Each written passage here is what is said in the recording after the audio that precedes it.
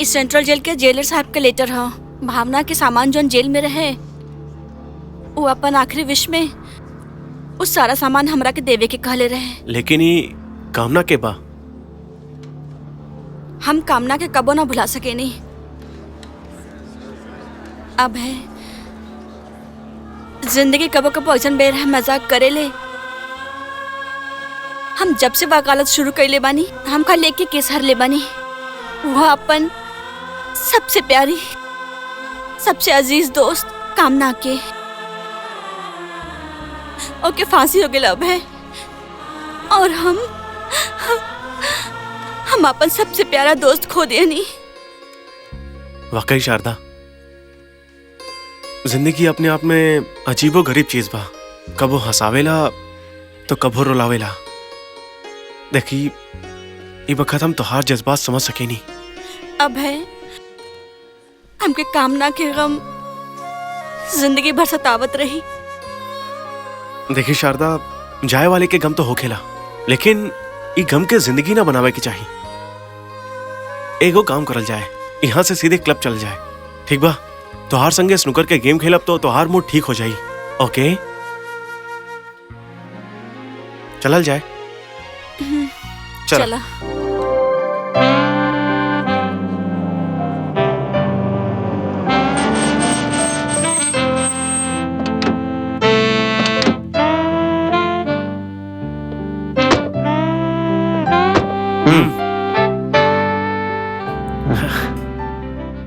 चली जाई और आराम करी। शुक्रिया अभय, आज तो अपन कीमती वक्त हमरा के दिहला। तो हम अजीब से बात करेलू। ये सब हम तोहरे खातिर तो करत बानी ना। जाई, कल कोर्ट में मिल जाई। Okay, good night. Good night, by.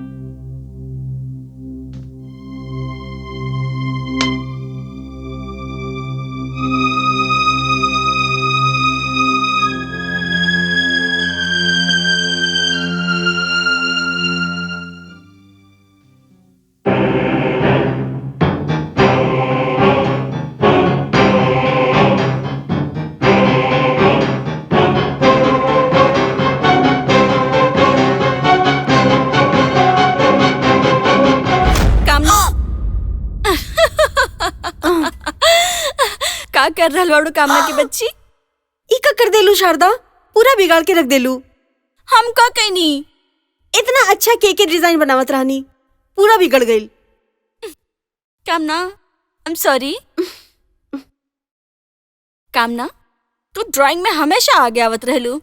तोहरा के तेको कामयाब पेंटर होके के चाहिए। देखा, अगर जिंदगी कुछ करे के बने के मौका देलस तो एक दिन ई के ही हमार निशान हुई, हमार पहचान हुई।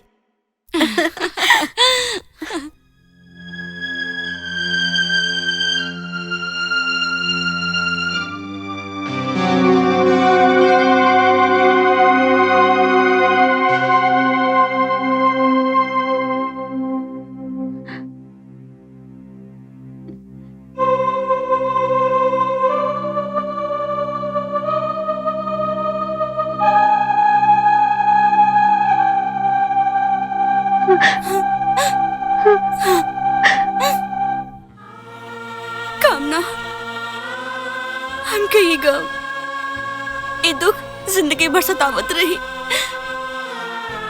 कि हम तोहरा के ना बचा पैनी।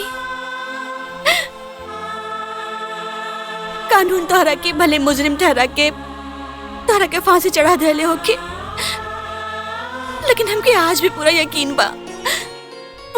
बा कामना की तू बेगुनाह रहलो। तू बेगुनाह रहलो कामना।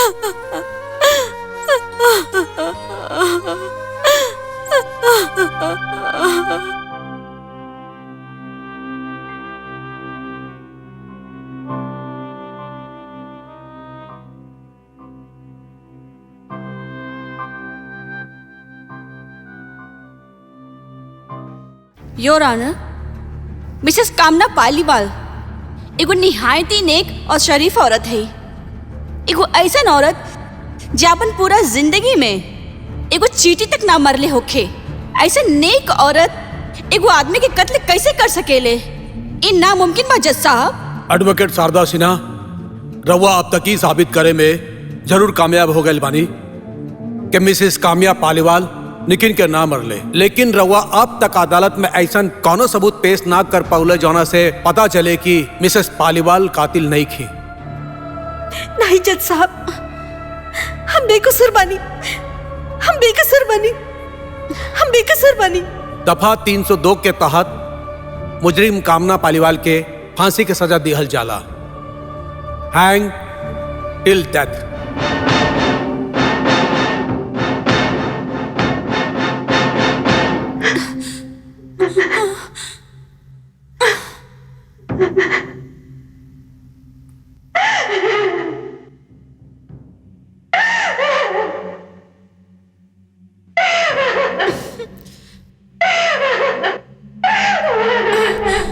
मुजरिम कामना पालीवाल के फांसी के सजा दिहल जाला।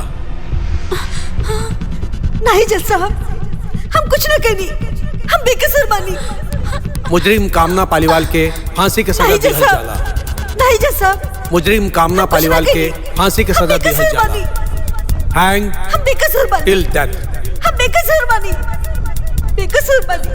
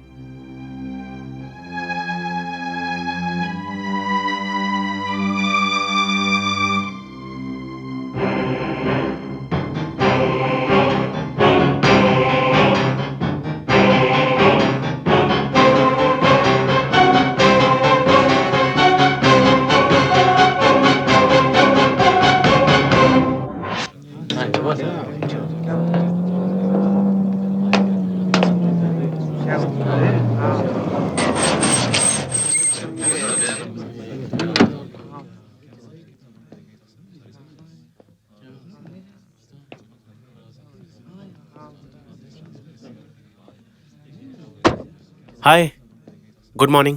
हाय। का भाई इतना चुप चुप का है बाड़ू? अब है हम क्या सवेरे 4 बजे तक नींद ही ना आए, फिर हमके मजबूरी में नींद के गोली लेवे के पड़ा। आप तो जाने ही नहीं सोते खातिर नींद के गोली लेवल कितना खतरनाक है, पर हम का करी अब है। लेकिन नींद का है ना आइल?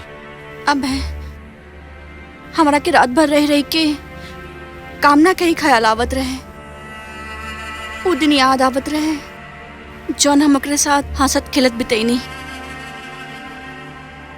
हम कामना के किस्मत के सितारा अपने आँख से बदलत हुआ दिखनी।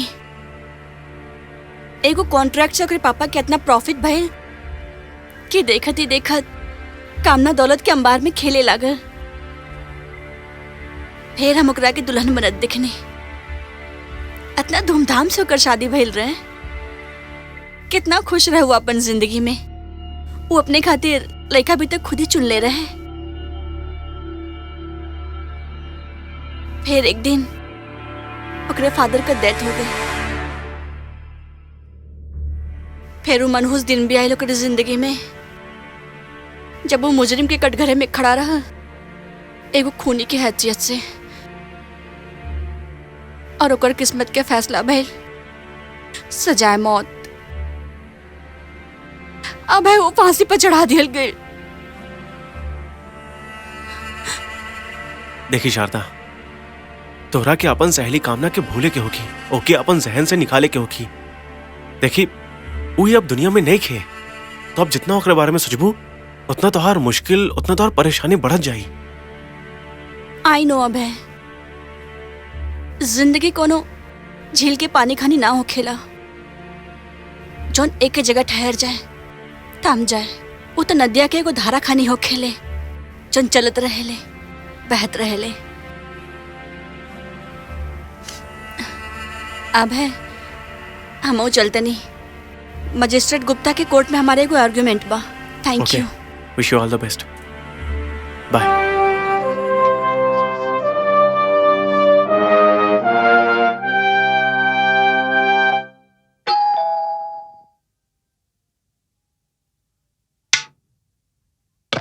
हाय। अब है तू आवा।